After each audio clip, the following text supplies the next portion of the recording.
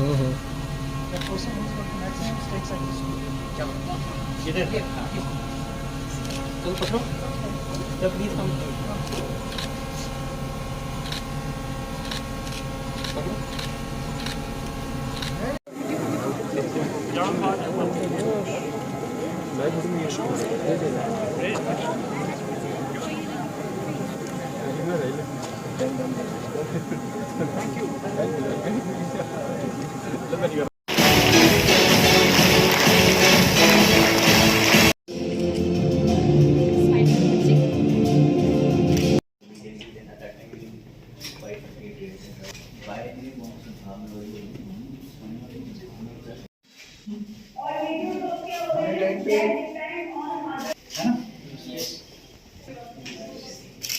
और ये अगर नहीं सीखोगे तो बहुत मुश्किल है।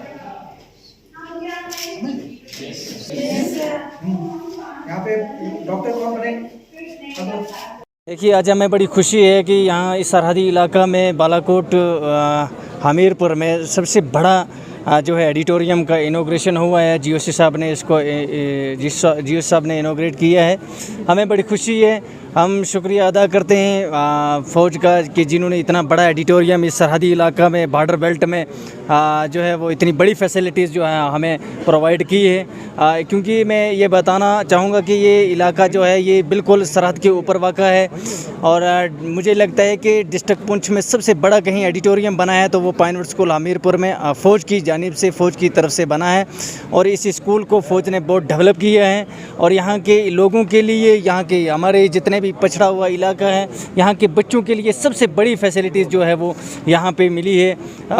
मैं इसके लिए मैं फ़ौज को बहुत बहुत उनका शुक्रिया अदा करता हूँ। शुक्रिया, बहुत बहुत शुक्रिया, आपने इस मेगा इवेंट को कवर किया।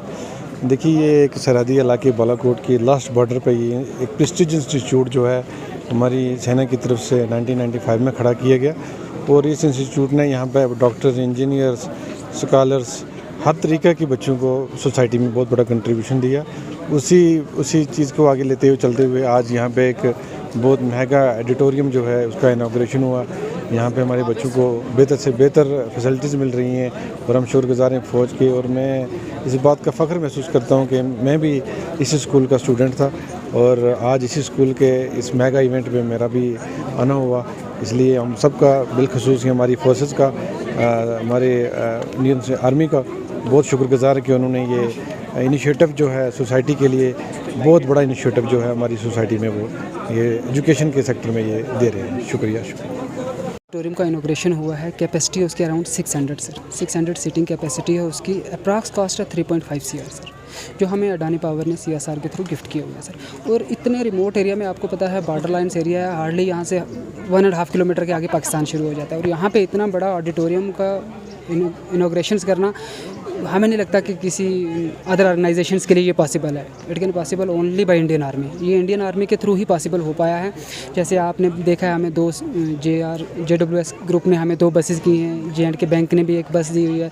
और जो हम LN की कोचिंग क्लासेस चला रहे हैं, direct live classes, live coaching classes चल रही हैं जो कोटा से चलती हैं, उनके भी आज CEO साहब आए हुए थे यहाँ पे।